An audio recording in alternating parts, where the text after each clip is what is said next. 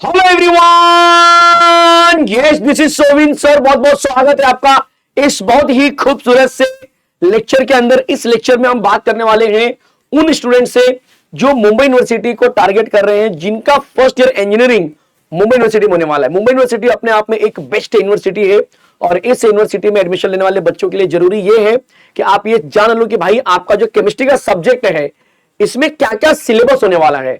तो Dinesh sir engineering channel के ऊपर जो मैं ये वीडियो डाल रहा हूं, इसके अंदर सबसे बड़ी बात यह है कि आपको समझना पड़ेगा कि यार ये जो मुंबई यूनिवर्सिटी है इसका सिलेबस क्या क्या है, कितने मॉड्यूल होते हैं और इस मॉड्यूल में कौन कौन से चैप्टर या कौन कौन से कंटेंट आने वाले हैं। तो चलिए हम एक एक करके समझते हैं कि एग्जैक्टली हर एक मॉड्यूल के अंदर क्या क्या कंटेंट है, क्योंकि सबसे ज्यादा जरूरी है कि यार आपको चैप्टर तो पता चल गया है, मॉड्यूल पता चल गया है, पर उसमें क्या क्या पढ़ना है ये भी आपको मालूम होना चाहिए, जिससे कि आप अपने प्रिपरेशन को और अच्छे से समझ पाएंगे। तो चलिए सबसे पहले हम बात करेंगे कितने मॉड्यूल टोटल हैं। तो टोटल जो मॉड्यूल का नंबर है वो 6 मॉड्यूल है टोटल। देख लेते हैं यहां पर। तो सबसे पहला जो मॉड्यूल है, नेम ऑफ मॉड्यूल अगर आप देखेंगे यहां पर, तो जो सबसे पहला मॉड्यूल है वो है आपका फ्यूल एंड कंबशन। जी बिल्कुल सही सुन रहे हैं, फ्यूल एंड कंबशन सबसे पहला मॉड्यूल है। सर इसमें क्या होने वाला है?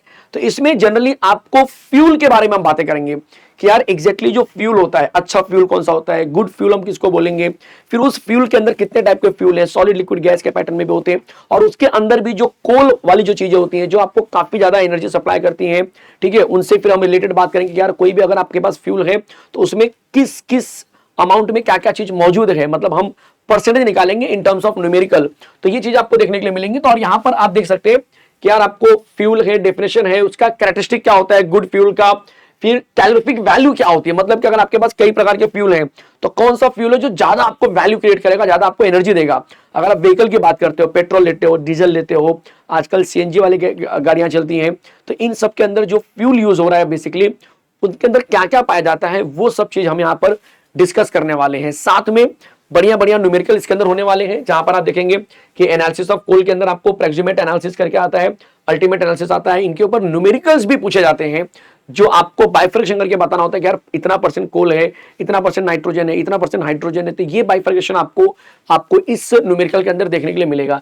साथ में कंबशन ऑफ कोल के अंदर भी न्यूमेरिकल निकल कर आता है कि भाई जो कोल को जब मैं जलाऊंगा तो उसमें भी आपको पता चलता है कि यार क्या क्या चीजें अवेलेबल है, क्या क्या बन रहा है, सल्फर डाइऑक्साइड है या पानी वेपर के रूप में कुछ निकल रहा है उसमें से, तो उसके ऊपर भी आपको न्यूमेरिकल पूछा जाता है। तो जो फर्स्ट मॉड्यूल, फर्स्ट यूनिट जो आपके सामने आ रहा है वो आपके लिए रहेगा फ्यूल एंड कंबशन, और ये एक ऐसा चैप्टर है जो कहीं ना कहीं अदर यूनिवर्सिटी में भी आपको देखने के लिए मिल सकता है। जो सेकंड मॉड्यूल आपके सामने है वो है कोरोजन। बहुत से लोगों को पता होगा कि कोरोजन क्या होता है। कोरोजन मतलब होता है जनरली कि कोई चीज एक समय के साथ क्या हो रही है बच्चा, घिस रही है, खराब हो रही है, खत्म हो रही है, उसको हम बोलते हैं कोरोजन। बट यहां पर किसकी बात कर रहे हैं? यहां पर कोरोजन का मतलब यहां पर हम समझने वाले हैं कि जो चीज घिस रही है वो किसके रिस्पेक्ट में हो रही है। मतलब एग्जांपल के लिए अगर कोई रॉड है वो धीरे धीरे खत्म हो रहा है तो कोई रिएक्शन हो रहा होगा, लोहे पे जंग लग रहा है तो कोई रिएक्शन हो रहा होगा, तो हमें इन टर्म्स ऑफ रिएक्शन समझना है। तो कई प्रकार के कोरोजन होते हैं यहाँ पर, उन कोरोजन को हमें यहाँ पे समझना है। अलोंग विद दैट हमें ये भी जानना पड़ेगा कि जो कोरोजन का स्टार्टिंग का जो थोड़ा सा पार्ट होगा बच्चा इसके अंदर, वो बहुत बेसिक होने वाला है कि मतलब डेफिनेशन क्या है, टाइप्स ऑफ कोरोजन क्या है, किस तरह के कोरोजन हमें देखने के लिए मिलते हैं। कहीं पर ड्राई कोरोजन होता है, कहीं पर वेट कोरोजन होता है, मतलब कहीं पर ऐसा कोरोजन है जो कि एकदम सूखा है फिर भी कोरोजन हो रहा है, और कहीं पर पानी वानी के मॉइस्चर लगने से कोरोजन स्टार्ट हो जाता है, जंग जिसको हम बोलते हैं। तो ऐसी चीज हमें देखने के लिए मिलती है। साथ में इलेक्ट्रोकेमिकल कोरोजन होता है जो कि एसिडिक और न्यूट्रल मीडियम में देखने के लिए मिलता है। साथ में कौन कौन से फैक्टर्स हैं जिसकी वजह से कोरोजन कम या ज्यादा हो सकता है। कुछ ऐसे फैक्टर्स हो सकते हैं, कुछ ऐसी चीजें होंगी जिसकी वजह से कोरोजन कम या ज्यादा होने के चांसेस रहेंगे। जैसे कि यहाँ पे देख सकते हैं कि position of metal in galvanic series में, प्योरिटी ऑफ मेटल क्या होता है exactly, nature of corrosion product हो गया आपके लिए, टेम्परेचर एक फैक्टर हो सकता है, अगर टेम्परेचर कम है ज्यादा है तो कोरोजन भी आपका अफेक्ट करेगा, कम होगा ज्यादा होगा, ठीक है। तो कोरोजन के जो फैक्टर्स हैं वो भी आपको यहां पर सीखने पड़ेंगे, देखने पड़ेंगे। साथ में आपको पीएच का मीडियम कितना है, मतलब जो कंपोनेंट आपने लिया हुआ है अगर वो एसिडिक कॉन्टेक्ट में आ रहा है तो कोरोजन करेगा, या बेसिक के कॉन्टेक्ट में आ रहा है तो कोरोजन करेगा। तो मतलब पीएच क्या है वो भी एक बहुत बड़ा मैटर होने वाला है, बहुत बड़ा फैक्टर्स होने वाला है इस कंडीशन में। कॉन्सेंट्रेशन ऑफ मीडियम लेने वाले हैं, मॉइस्चर कैसा है, रिलेटिव कैथोडिक और एनोडिक एरिया जो रहेगा बच्चा वो, और लास्ट में ओवर वोल्टेज। ऐसा तो नहीं कोई रिएक्शन कर रहे हो और आप जो पावर सप्लाई दे रहे हो वो बहुत ज्यादा दे रहे हो जिसकी वजह से उस रॉड का कोरोजन हो रहा है। जैसे कि आपको पता होगा जब इलेक्ट्रोकेमिस्ट्री आप जब पढ़ रहे थे अपने क्लास 12th में, और उसमें जब आप मोल्टन NaCl की बात करते थे तो रॉड के ऊपर NaCl टूट कर क्या होता था, वहां पे जाके चिपक जाता था। ऐसे ही सोचो कि जब आप डैनियल सेल की बात करते थे तो वहां पर जो रॉड था वो खुद कोरोड होने लगता था और वो कोरोड होके आयन बन जाता था और उसकी वजह से इलेक्ट्रॉन निकलते थे। तो ऐसी चीजें आपको समझनी पड़ेगी कि यार एनोडिक और कैथोडिक जो कोरोजन होते हैं वो क्या होते हैं, वो यहाँ पे थोड़ा सा सीखना पड़ेगा। एलॉन्ग विद दैट फिर आएगा आपको कि इसको हम कंट्रोल कैसे करें। तो पहले आपने डेफिनेशन देख लिया अच्छे से, थोड़ा सा कैरेक्टरिस्टिक देख लिया, इसके क्या क्या फैक्टर्स है वो देख लिया, ठीक है, क्या क्या पैटर्न इसके कहां से कोरोजन हो सकता है, कितने टाइप के हो सकते हैं। अब आप बात करने वाले कि इसको हम कैसे रोकेंगे। अगर मुझे रोकना है तो क्या होने वाला है, जैसे बहुत से लोग जाते हैं यार ऑयलिंग करते हैं हम लोग, एक जनरल मेथड है कि ऑयलिंग करने वाले हैं, तो ऐसे बहुत सारे होने वाले कि हम प्रॉपर डिजाइन करेंगे। ऑयलिंग करने वाले हैं, हमारा सब्सटेंस कैसा होने वाला है, कितना वोल्टेज लेने वाले हैं, क्या मीडियम होने वाला है, ये सारी चीजें हम जो है कि कहीं ना कहीं कोरोजन को कंट्रोल करने के लिए हम रखने वाले हैं। तो यहां पर आप देख सकते हैं कि मेथड ऑफ कंट्रोल कोरोजन जो होगा, सिलेक्शन ऑफ मेटल लेने वाले, प्रॉपर डिजाइन करके लेना है, कैथोडिक प्रोटेक्शन देना है हमें, यूज ऑफ कोरोजन इनहिबिटर्स, जैसे कि कोरोजन को रोकने के लिए मैं और क्या क्या मिला सकता हूं, वो केमिकल की बात होगी, मेटालिक कोटिंग की बात होगी, उसके ऊपर हम कोई लेयर लगा सकते हैं, ठीक है, और कोरोजन इन इलेक्ट्रॉनिक डिवाइसेस के अंदर भी हम ये सब चीजें ऑब्जर्व करते हैं। लास्ट में हम ये टॉपिक कवर करेंगे। तो ये दो चैप्टर जो है कि आपको मुंबई यूनिवर्सिटी में सबसे पहले मिलने वाले हैं।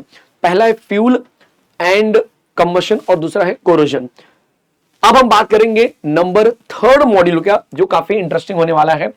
देख लो यहां पर, तो नंबर 3 जो मॉड्यूल है वो है एलॉयज। अपने आप में काफी इजी है, ये दोनों ही मॉड्यूल तीसरा और चौथा काफी इजी रहेगा क्योंकि आप कहीं ना कहीं इसके बारे में थोड़ा बहुत जानते हो।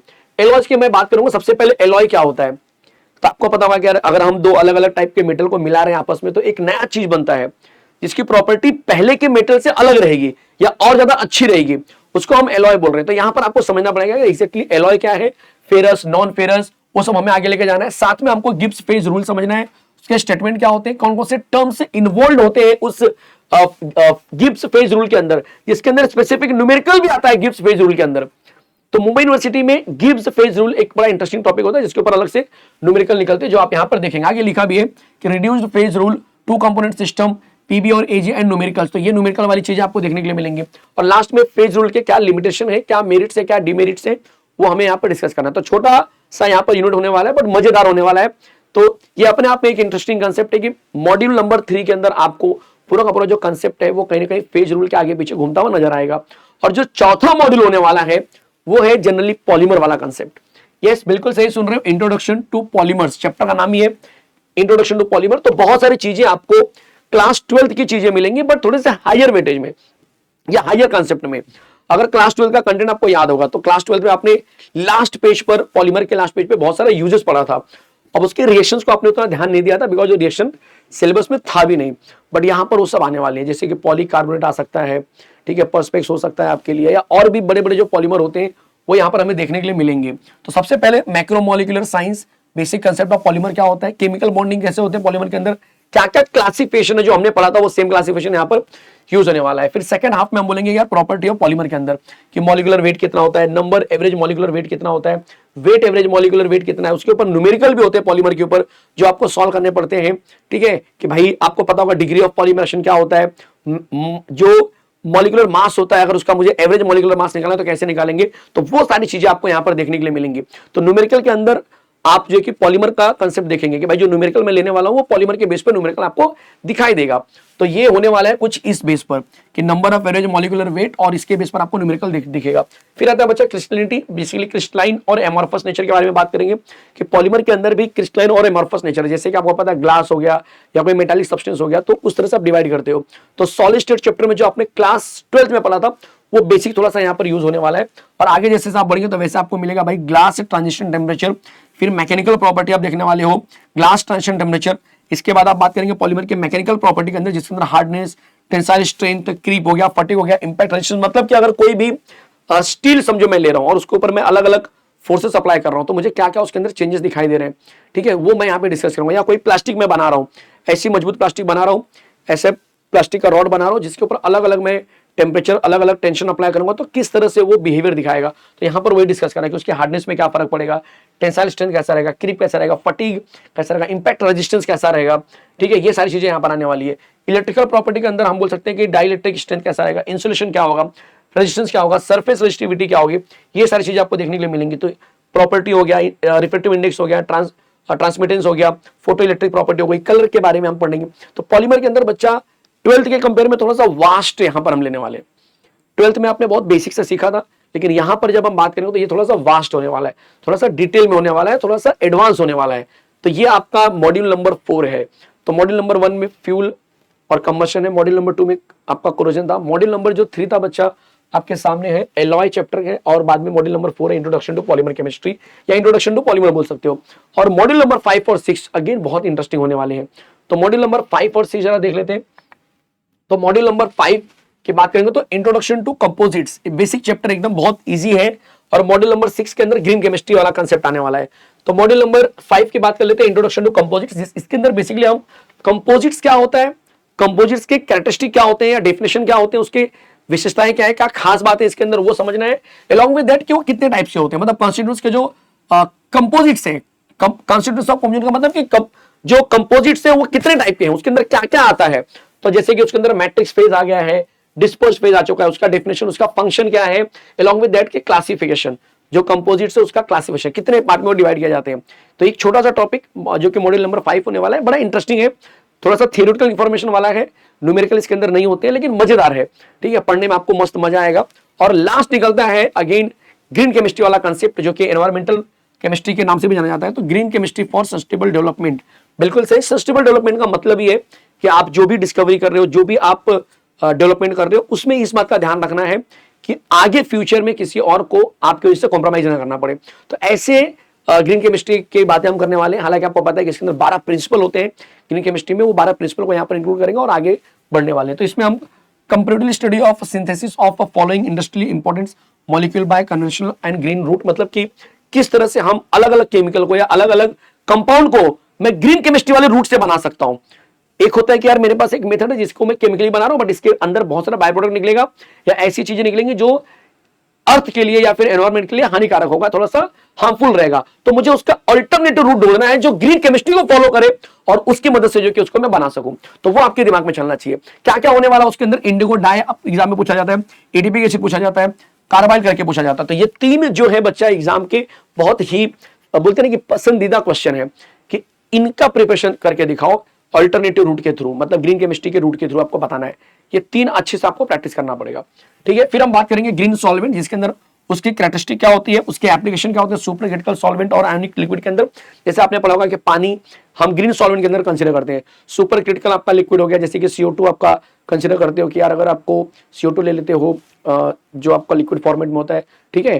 तो ये जो चीजें होती है बच्चा कहीं ना कहीं आपको हेल्प करती है ग्रीन सॉल्वेंट के रूप में। तो ग्रीन सॉल्वेंट की कैरेक्टरिस्टिक क्या है, कौन कौन से लोग आने वाले हैं और कैसे उसके ऊपर अटैक करने वाले, कैसे उनका फंक्शन होगा, वो हम यहाँ पे सीखने वाले ग्रीन सॉल्वेंट के अंदर। और लास्ट आता है ग्रीन फ्यूल। ऑब्वियस सी बात है हम ऐसे फ्यूल की बात करेंगे जो पोल्यूशन क्रिएट ना करे, जो ऐसे बोल सकते हो कि फ्यूल रहे जो कहीं ना कहीं आप आसानी से उसको बना सकते हैं। और सबसे इंपॉर्टेंट चीज है कि उसकी वजह से कोई ऐसी चीजें प्रोड्यूस ना हो, हार्मफुल गैसेस प्रोड्यूस ना हो जो ह्यूमन के लिए और साथ में एनवायरमेंट के लिए हानिकारक रहे। तो उसके अंदर हम यहाँ पर बात करने वाले 2 चीजों की, जिसमें हम बात करेंगे बायोडीजल और इथेनॉल।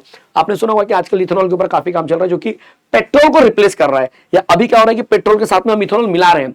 अगर 80% पेट्रोल है तो हम 20% इथेनॉल मिला रहे हैं। तो ये चीजें कहीं ना कहीं डिस्कवरी में आ रही है जो कि ग्रीन केमिस्ट्री ही आपको यहाँ पर बताने वाली है। तो ये पूरा का पूरा कंसेप्ट जो है बच्चा यहाँ पर हम सीखने वाले हैं। उम्मीद कर रहे हैं कि इस चैनल के अंदर जो भी चीजें बताई जा रही हैं उसको आप अच्छे से फॉलो कर रहे होंगे, और अपने दोस्तों मित्रों यारों को इस चैनल को शेयर कीजिए, इस वीडियो को शेयर कीजिए, क्योंकि जो बच्चा मुंबई यूनिवर्सिटी में है उसके यहां तक ये वीडियो पहुंचना ही चाहिए, ताकि वो समय पर अपने सिलेबस को जान ले, समझ ले और प्रैक्टिस और प्रिपरेशन के लिए एकदम तैयार रहे। तो मिलते हैं ऐसे एक खूबसूरत से सेशन में, तब तक के लिए जय हिंद, जय हिंद, जय महाराष्ट्र।